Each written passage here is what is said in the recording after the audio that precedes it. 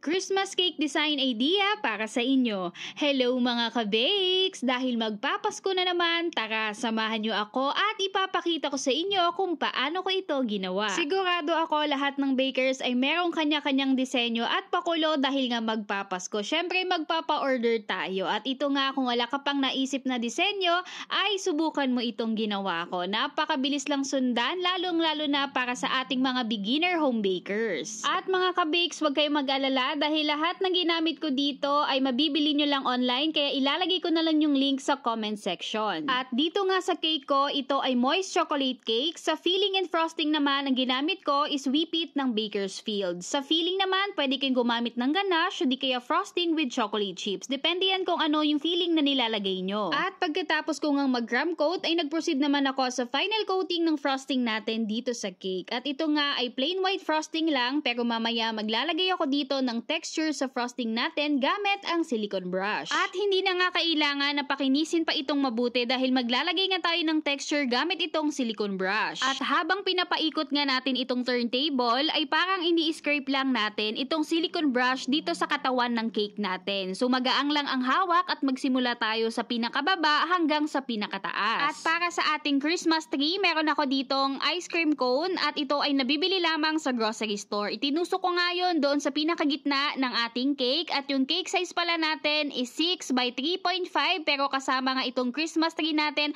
ay umabot ng 8 inch ang taas. At para sa ating Christmas tree ay meron ako ditong color green frosting at para ma-achieve yung color green frosting na ito ay naghalo ako ng dalawang kulay ng food color, leaf green at forest green ng Chef Master. At nagsimula nga ako mag-pipe ditong green frosting natin dito sa pinakababa ng cone natin hanggang sa pinakataas. Kailangan lang dito mga ka-bakes is makover natin itong ice cream cone. At sa pastry tip naman na ginamit ko ay ipapakita ko dito sa inyo dahil hindi ko alam kung anong tawag sa pastry tip na to at wala ding number na nakalagay. At mga ka-bakes, tignan nyo lang mabuti habang nagpa-pipe kayo dito sa Christmas tree natin kung hubog Christmas tree pa ba siya. Baka kasi mamaya ibang hubog na yung ma-pipe nyo. Charing lang. At ito nga, maglalagay din ako ng mga edible sprinkles at ilalagay ko sa comment section kung saan ko ito nabili. At dahil nga ito ay Christmas tree, syempre maglalagay din tayo ng decoration. So ito nga ang magsisilbing ornaments natin, itong mga edible sprinkles na nabili ko sa Everyday Baker at sa SGG Bake and Craft. Ilalagay ko na lang mga ka-bakes yung link sa comment section para makabili din kayo. At naglagay din ako dito mga ka-bakes ditong gold acrylic topper na snowflakes na merong nakalagay na Merry Christmas. At dito naman mga ka-bakes sa bandang ibaba, sa body ng cake natin ay nagbudbud ako dito or nag-sprinkle ako dito nitong mga non-parallel na confetti sprinkles natin na Paskong Pasko yung theme. Ang kulay kasi niyan is pula, green at puti. At nire-recommend ko din mga ka-bakes na saka nyo na lang ilagay itong non-parallel confetti sprinkles natin kasi possible kasi na mag-bleed yung color niya doon sa white frosting natin. At gumamit din ako dito ng fondant at ginamitan ko ito ng fondant cutter letters at naglagay nga ako dito ng Libunaw family.